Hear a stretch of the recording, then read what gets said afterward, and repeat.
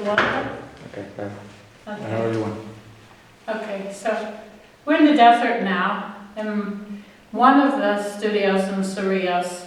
I have a compound, and this is the compound of the so-called finished work. I'm never really finished with anything. And I work in contextual ideas. And for the past 3.5 years, I've been exploring paper as a surface as I make the paper in my studio, my other studio, the process studio, and develop the ideas. I bring the works here in this finished studio, which is connected to a living compound with a guest house. My other studio I had for many years, even without a bathroom. So I would work there and really just concentrate on the work and didn't think about any other possibilities, either taking in food or expelling the food. So I was just only involved with the work. So basically I commuted there, stayed maybe sometime New Year's days, and 3 or 4 days at a time with just concentrating on work. I still do that, but now I have much more to do here, and that is I can stay here for a week at a time or just a few days, and I go back and forth from the town of East Hampton. This is the town supposedly of Cerrillos, or the area of Cerrillos. It's the county. And I have here now an interview. Great. You say that art is a continuation of life, and your work is really a celebration of life. We could say that here in this house, in this studio, there's the soul of your work. Could you say a few words about your idea, your aesthetic ideas about art? Well, I think I make containers of the spirit of art, whether they be a tied container, a tied knot, or just a vessel. But I think of these, since I was a ceramic and a painting major, my first actual sculptures probably were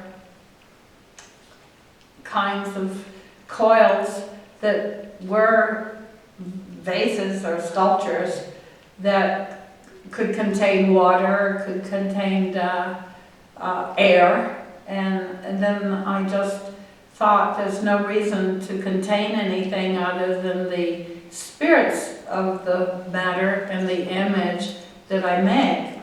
So these are containers of their bodies. And you mentioned the idea of body and soul. Yeah. So these contain the body and the soul, so to speak, but you can also escape from your body here. You have a top and you have a bottom, and the spirit can go through and escape if it likes. Coming from the Greek word of tersaio, meaning land, the earth, and you talk about how you define for yourself the organic phenomenon of what nature suggests to you as sculpture. Could you talk about nature and the organic in your sculptures for this exhibition? Well, the organic quality is the thing that I see in nature, whether it be a dried animal, a dried skin, a snake skin, or a dried tree, or the skin of something that was once living. I feel that these things are both living and dead, and I celebrate both life and death in these works, because I think that life is always a celebration about life and death, our beginnings and our endings and our process. All my work has always been about space, and I like to think of the sculptures relating or not to the wall, floating on the wall, escaping from architecture, so to speak. They need the wall for the ground, they are figures on the ground of the wall or the ground of architecture. They exist in a space much like we do, but they're not walking and talking or thinking, but they remind us of things we may see in nature, and they remind us of ideas or gestures even.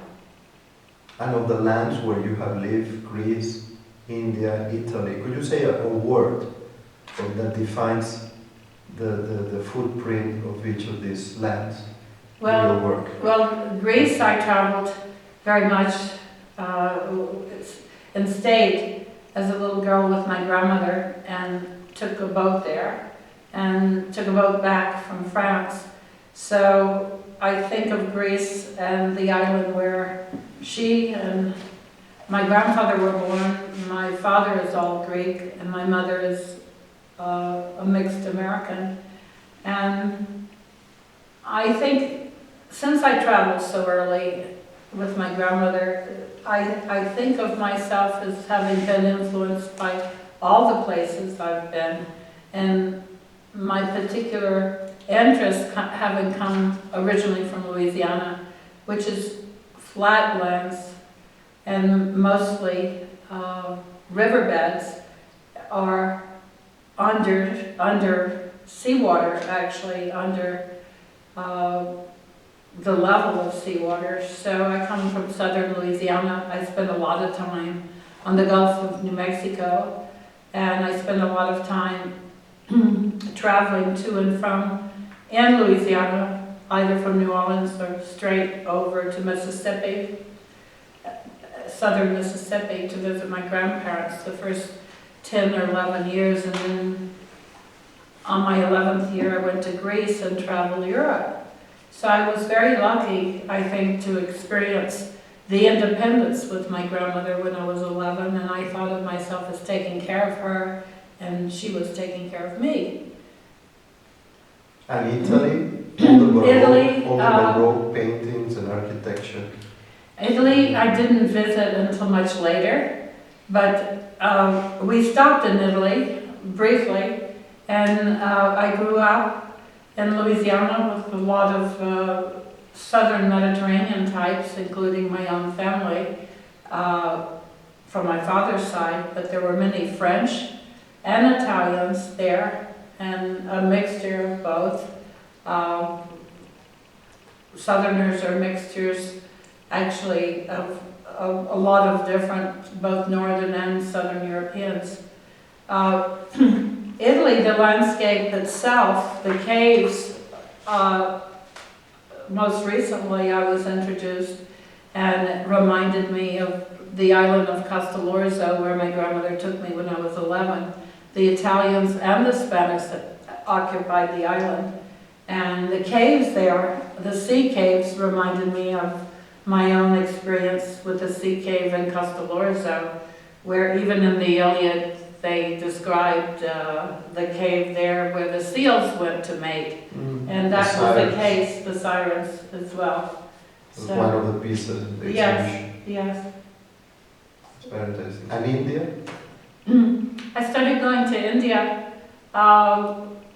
when I had just turned 40, my 40th year, or the end of my 30th year. I started going. I had been invited 3 or 4 years prior to that, and I realized that India was a place that reminded me of my growing up. It was very basic to just life. You know, I need some water now. I think we both